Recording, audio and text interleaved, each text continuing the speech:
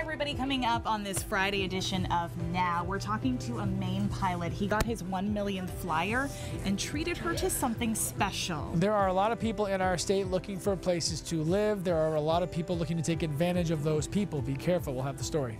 Plus, we sit down with our moms for some of our most embarrassing stories. This is News Center Now.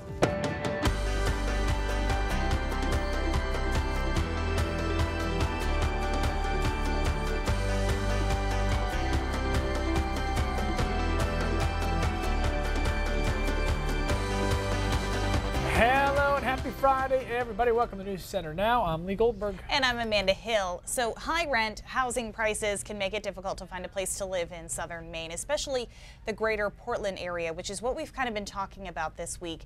Now there is a scam popping up. Yeah, people are taking unsuspecting people's money for what appears to be a place to rent. Today, Chris Costa talked with a woman who now has no place to live because of this scam.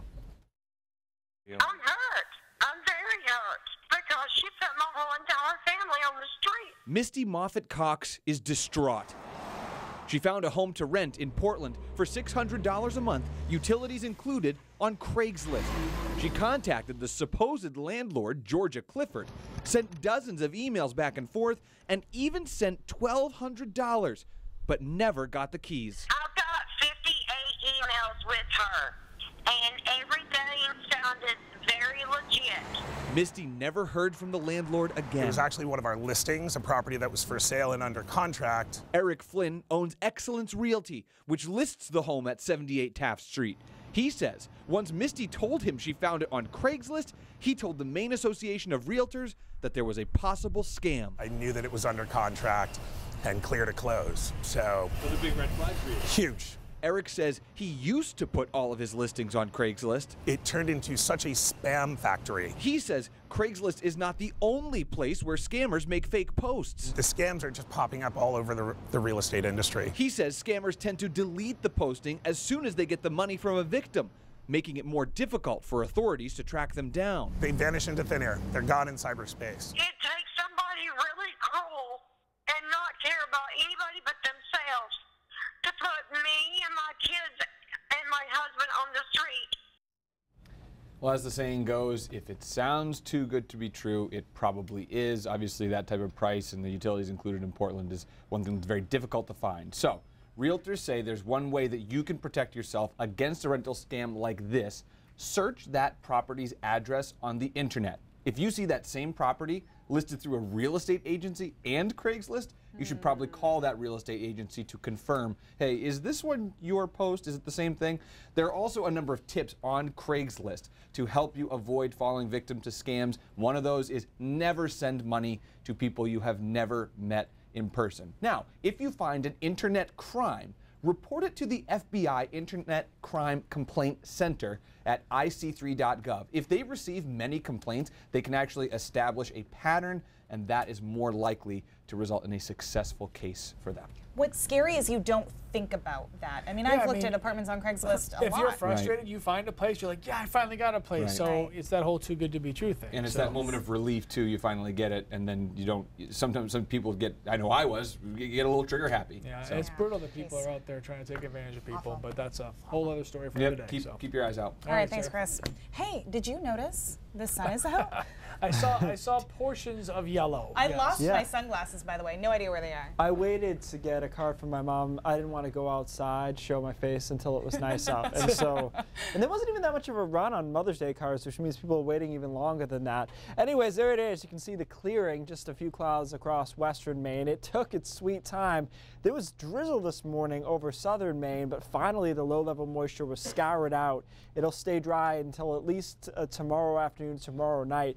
Temperatures currently getting into the 60s. What a difference sunshine makes. The air mass is the same that we've been under all week, but we've had a hard time cracking 55. Now, Caribou at 67 degrees. So we got a decent day tomorrow, but there's our storm system. Look at it starting to come together. That's your Mother's Day rainer, unfortunately. So again, tomorrow is partly sunny. I don't think it'll be a super bright day, but it will be a dry day until late afternoon, a few sprinkles. The real rain, though, doesn't arrive until after midnight on Saturday. And then, unfortunately, particularly along the coastline, it is pouring. And guys, that is some elevation snow. It will be cold enough aloft that they'll see a little accumulation in the mountains. Oh, good.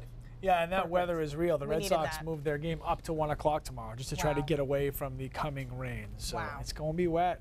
All right, a giant and politically loaded problem. That's how a Maine native and popular public radio host describes fake news. Yeah, we spent the first half of this week talking about fake news, kind of what it is, how it happens, how to spot it. Now it takes center stage at a Maine college. David Brancasio held a seminar at USM to discuss fake news. He says he thinks politicians use the term when they don't like what the media is reporting, and it's caused a wedge of distrust between journalists and consumers. He warned the audience to pay close attention to sources and do a little extra digging on their own.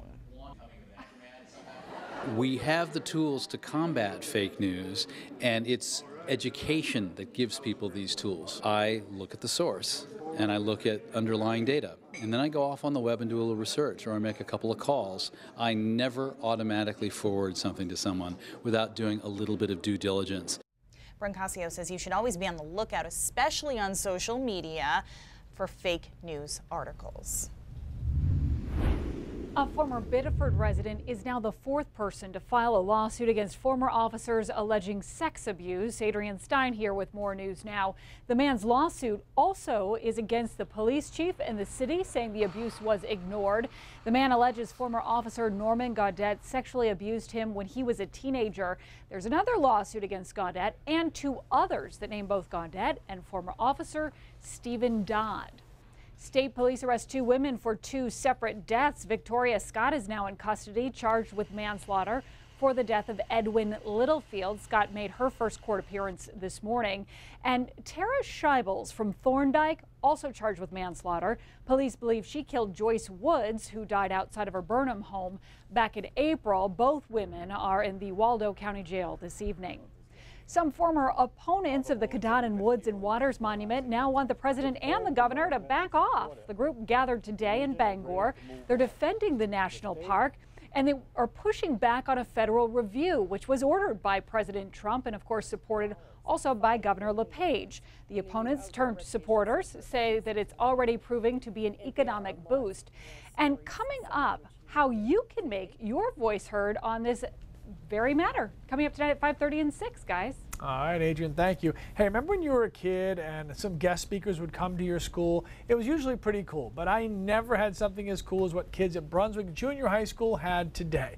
The kids lined the parking lot to welcome the Ridin' Steel Bikers Against Bullying. The dozens of riders and their motorcycles were met with rowdy cheers from the student body. Then the bikers went inside to have some real talk about bullying. It's a problem that school kids of all ages face these days, and something that this club feels is important enough to try to do something about it. Well, I think that kids are, going through a lot of stress these days. It seems like bullying is on the rise, and we really need to teach them how to learn to accept each other again. I think that's a message that needs to be passed on, through the ages, period. The Ridin' Steel Bikers Against Bullying do about 2 to 3 events a year, and they all take time off of their jobs to show up and chat with the kids. Now, I've heard there are some of you out there who might be worried about something called the Madden curse. There's no such things as curses. It's a total myth, okay? I feel like you're not really getting it. See? All good. No curse. All good. We got this. TB12 giving all of Patriot Nation a heart attack today because he announced that he'll be on the cover of the popular sports game Madden NFL. That commercial was just really stressful to watch. And for those of you who don't really know, there's this long-running belief that the person on the cover of Madden is cursed and will get injured during the next football season. So We want to know what you think. Head over to pulse.newscentermaine.com and weigh in on our live poll. You can also find it by going to our apps on your phone, and we will bring you the results later during Yep, now. we're all doomed. We're all the doomed. way up It's to already 100%. Oh my gosh. All right, there have been a lot of negative stories surrounding airlines lately, but we've got a story about a pilot in Maine that will likely put a smile on your face. Plus, she's not normally this sappy. No, really, I'm not. We're going to sit down to chat with our mothers about raising us as we get ready to celebrate Mother's Day this weekend.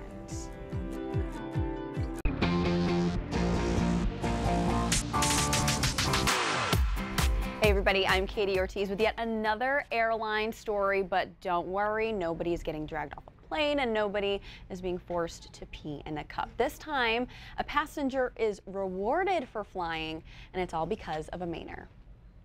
It just kind of came to me and going, well, let's see. 21 years ago, Captain J.C. Ritchie of Southwest Airlines had a simple idea. Just kind of fun, especially when you started getting closer. It's like, wow, there's 100,000 people. It required a lot of math. Next thing you know, it's 750,000 people. For 2 decades, each head count went toward one goal. I was going, if I'm going to be carrying passengers, I wonder if I could make it to 1 million people. That day finally came last week on a flight out of Denver, a day he had been planning for a long time. Today is a special day. Captain Ritchie of Scarborough surprised his 1 millionth passenger with a bottle of champagne and refunded her ticket in cash out of his own pocket. I was so happy, you know, one for her and one to reaching a goal. I was almost concerned that she was going to pass out because it didn't look like she was breathing. It was that the shock and awe, like, and I'm going, breathe, please breathe. His flight attendant posted the video to the Southwest Facebook page. Since then, it's been shared more than 13,000 times. Some good PR for an industry that's been battered with negative headlines in recent weeks. Is there hope for passenger 2 million? I've kept it in my logbooks, but I've stopped ever since I got to 1 million. I was tired of doing the accounting. Again. And Lee is still talking to people Don't worry about on me. Facebook. Lee's in his own zone.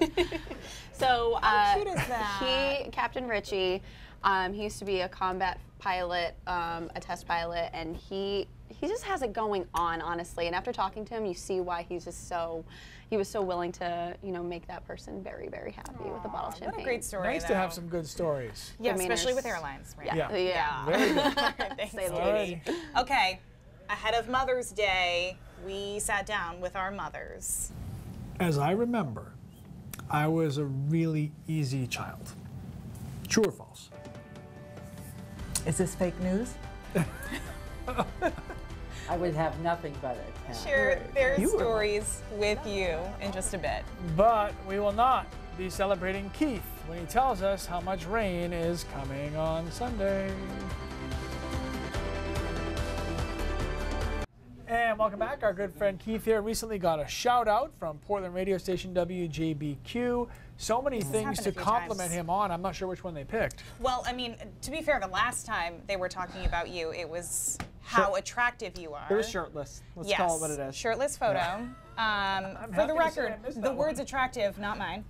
They were not hers. They were not hers. They were the authors, yes. But this one about your whiteboard.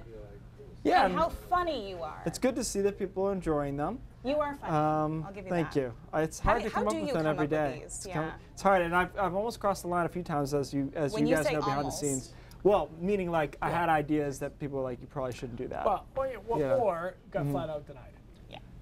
Yes. Yeah. So there will be a director's cut version of Keith's whiteboards coming soon to a theater near you. But Keith wouldn't be Keith without pushing the line. Yeah, right. So that's why I figured I'm probably okay. Haven't been fired yet.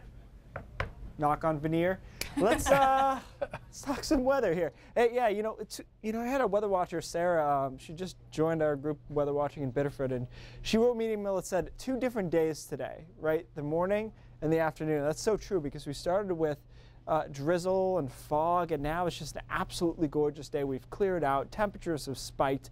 Not often that Caribou and Millinocket are the two warmest spots in the state, but it reflects the fact that they've seen sunshine since mid-morning on, and a lot of the rest of us waited until the afternoon to truly clear out. That's the good news. Here's the bad news. Look at this storm coming our way. This is our Mother's Day storm. It will develop here right up along the coastline, and man, it would be a heck of a nor'easter during the winter. It would be a Miller Type A strong storm coming directly up the East Coast, but it will be just rain quite a bit of it on Sunday. Saturday looks okay. I'm not overly enthused about Saturday because I do think we'll see quite a bit of cloud cover, particularly over western and southern Maine. Best chance of seeing more sun is going to be northern and down east Maine, and then the showers start moving in after evening hours, 6, 7 o'clock, but the heaviest stuff moves in overnight, and then it starts raining on Mother's Day. As we expected, there's nothing that's going to change that forecast as far as I can tell. Heaviest rain will be along the coastline, and there'll be some wind involved in that as well. Total rainfall amount's pretty hefty, almost 2 inches here. This does include the showers on Monday, and there'll be quite a few showers coming through on Monday. All right, that's all the bad news. Tuesday, Wednesday, Thursday, our pattern changes, and we start getting on the right side of this front. On Wednesday, I think it's a split state forecast, so the middle part of the state is stuck with the front. To the north of it is cool, to the south of it is much warmer, and then we all have the chance to get warm on Thursday. Could be near 80 degrees over southern Maine. So our pattern will change, will improve. We knew it would have to happen eventually, right? We couldn't stay stuck in this kind of pattern for too long. I really like Tuesday, Wednesday, and Thursday. Again, a split state forecast is likely on Wednesday. So, you know, Aroostook County, as I mentioned to you guys, could be 50, and southern Maine in the 70s. So that's just kind of how it goes there. I think most of us will do well on Thursday. Okay, I can only stand on one side of this normally. I want to. We shook it up. We shook it up. See if you can go to your left. Today's We're just going to keep you going. This is an interesting study they did. So obviously, cars that drive themselves would be better drivers than people, right? That's pretty well established. Although you two don't seem to like it. I don't know. You don't like it. I'm not a fan. Well, let me tell you why. Okay, so what they found out with this study is just inserting 5% of cars that drove themselves in a traffic study, traffic improved. Because those cars, they started to train on them. People started to train on them and realize what they were doing. So a lot of traffic, the biggest problem with traffic, sounds obvious, is intersection, one way or another, whether it be an on-ramp, off-ramp, or an actual intersection. And the problem is that when it turns green, it takes X amount of time for a person to react. Then the person behind them reacts. And the person behind them is eating a banana, it takes longer for them to react. So you can't get through. Whereas a car that drove itself, look, there's the banana.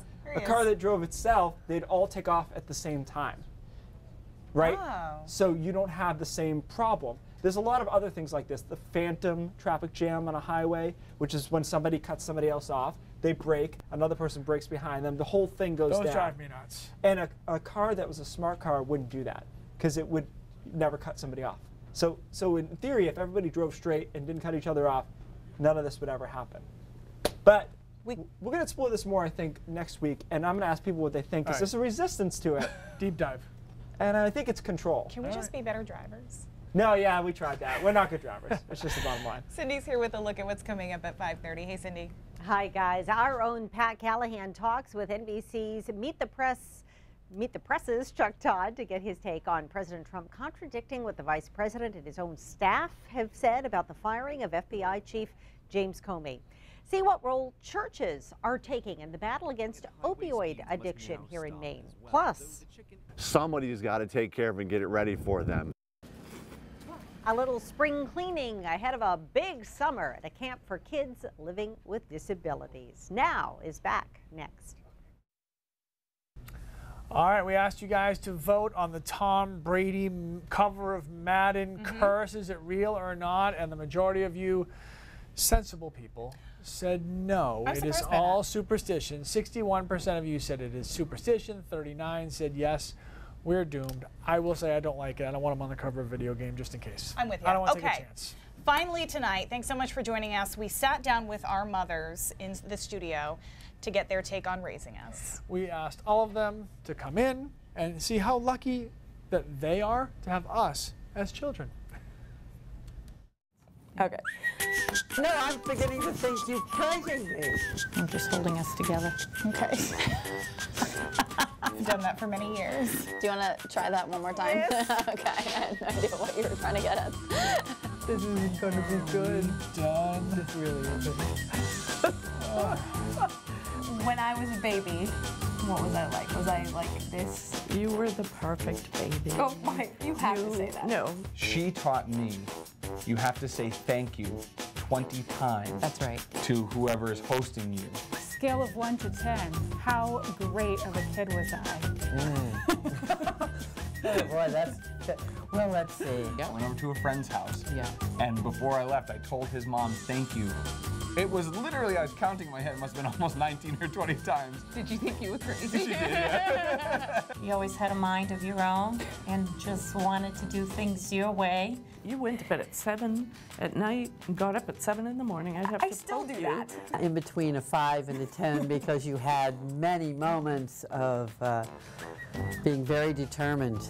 Did you ever have a time when you like looked out in the backyard and you were like, oh my God, what is my child doing? You left home one day because you took some baseball cards from a good friend of yours. That means yes. I ran away. Yep, you ran away. Do you remember how far I got? To the end of the street. I did. Yep. And then I didn't even know you were missing. That's true. It is. Yeah. You brought home 3 kittens. You brought home every stray animal. You were like, la la la, all over the place. Didn't we have one of those little leashes too? Yes, you did. And that worked very well. Do you see yourself in me? Yes, many things, especially that you're very feisty. That's right. What was your favorite? Just between us. Okay. Shh. This isn't gonna go out in public. No. Who do you love more, me or Ashley? Oh, that's not fair. It's me, isn't it? My son is my favorite boy. It doesn't count. One thing that I'm very proud of, the kindness and love that you guys. How am I as a dad? Because that's kind of a unique perspective to have your child become a parent. Well, now I'm gonna get teary. They're wonderful parents, and I feel like seeing that makes me feel that there was something that I did successfully to pass on to her as well. I've never met someone who is so loving, caring, dedicated, committed.